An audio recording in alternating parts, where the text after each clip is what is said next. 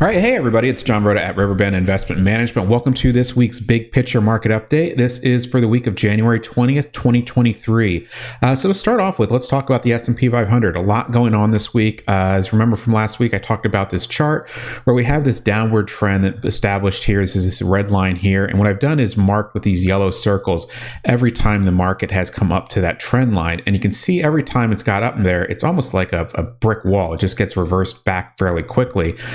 This time around, it looked like we were going to start breaking through here again, and then we had some Fed speakers come out, and it seemed like the market took a little bit of a pause. It gave some people some excuse to take some profits on the market and not really risk going one direction or the other here. But we do have a buy signal here on our MACD signal. The markets are overbought, a little overbought, short term.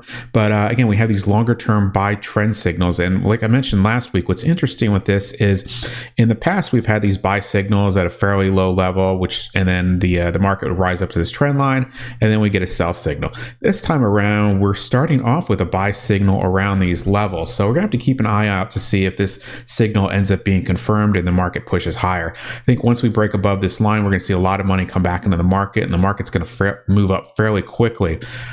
This is the same chart, S&P 500. I took away all those lines, and I added this one line here, this gray dotted line here. As you can note, this looks like a triangle. And what typically happens with these type of patterns is you get a lot of almost buildup in here. A lot of energy ends up kind of building up here in these trends, because what happens is you have a lot of these short-term traders taking bets on one side or the other side of this line, of this formation here.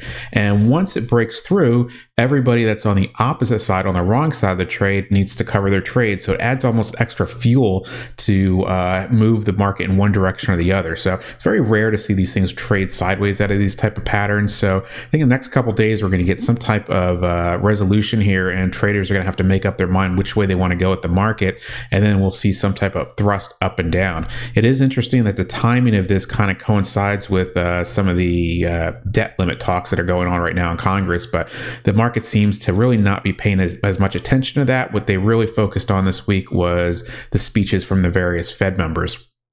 Looking at the NASDAQ, we see a very similar pattern. Every time we've hit those trend lines, we've bounced back. No different this time around as well.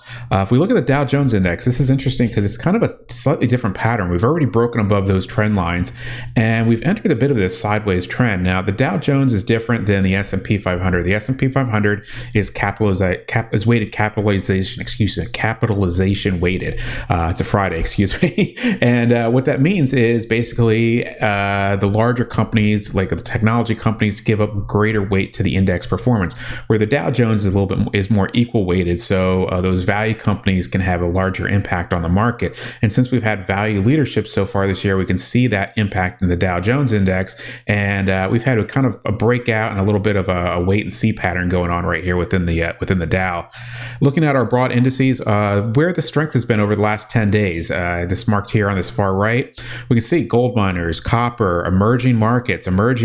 This is interesting because we're starting to see leadership from the emerging markets. If we look at the comparison between the U.S. and international markets, you can see here in the 2000s, we had international outperforming the S&P 500. Then we had the Great Financial Crisis, and international underperformed really since going all the way back to 2008, underperformed the S&P 500.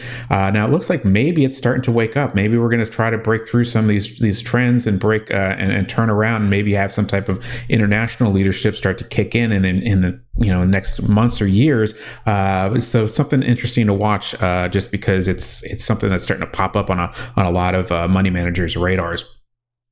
Now, looking at this chart, so we have our broad index. This is all based on strength. Now, I'm going to reorganize this and base it on signals. And this is really showing us where the strength is in the market, a little bit longer term, where those longer term trends are. And if you remember, look at this like a stoplight. Green means go, red means stop. Where's all the green? Value, then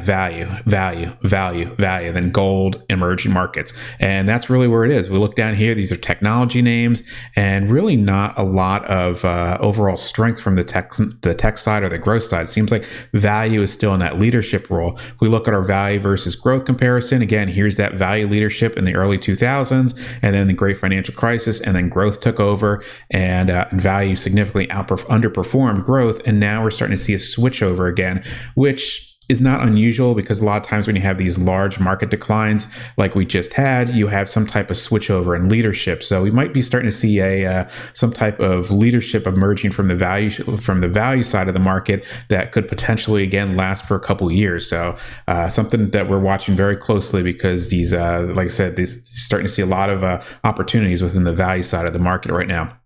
Looking at bonds, this is our Merrill Lynch High Yield Index. I like to follow this because it really gives us a good risk on, risk off sentiment of what's going on in the market. This red line here is our 50-day moving average, and really every time this index is trading above the 50-day moving average, it really sets us up for taking a little bit more risk in the market. Because if you think about bond investors, they're typically very conservative. These are the high yield investments. These are your corporate bonds. And when they start willing to take risk, it's something to pay attention to, because again, these are very, very conservative, math driven investors that are starting to look at what's going on in the market. And when they start participating in high yield markets, it's something that we want to pay attention to. If we look at our broader bonds, this is the AGG ETF. This is something interesting. The bond market seems to be disagreeing with what's going on in the stock market. Here's that downward trend we broke out.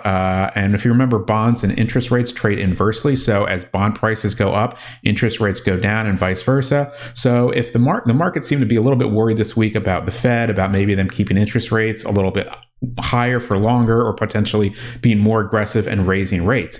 The bond market didn't seem to agree with that. You can see there's really no pullback this week in the bond market whatsoever. In fact, we had a little bit of a gap up here midweek. So bond market, again, these are your very logical math-based investors that really don't have a lot of emotion in their models, are buying bonds. So it's interesting that the bond market seems to be completely disagreeing with what the stock market's saying. And it seems like they don't believe what the Fed is saying, that they're looking at the economic numbers and what's going on, and they don't believe the Fed is going to be as aggressive as the Fed is saying. They kind of are calling the Fed's bluff at this point. So watch the bond market, because it's giving us some interesting signs. If we look at our longer term bonds, this is your 20 plus year bonds. And what do we see here? We see a similar pattern, that triangle pattern. We've hit a little bit of a resistance here, but we have some buy signals in the trends. Again, looking at those longer term bonds. What typically happens is when you have these bonds start to buy in, you start to see when investors start to kind of fear the market a little bit, when you see investors start to buy into those long-term bonds, and we're really not seeing that right now. Yes, we had this slope down when interest rates were coming down, but again, we're not seeing really any reaction from the bond market after this week's Fed speak. Looking at our current equity model, this is just how we've positioned on our equity side of our portfolios. Again, a lot of our research and our investment signals and models are focusing on the value side. That's where we're seeing the opportunities. That's where the signals are coming up. And this is what we're focused on: value, international. We have some gold here, and not a lot of growth at this point. So keep an eye on to see if maybe there's a short-term switchover where some of the growth names start to take over short-term. But again, right now, value still seems to be where we are.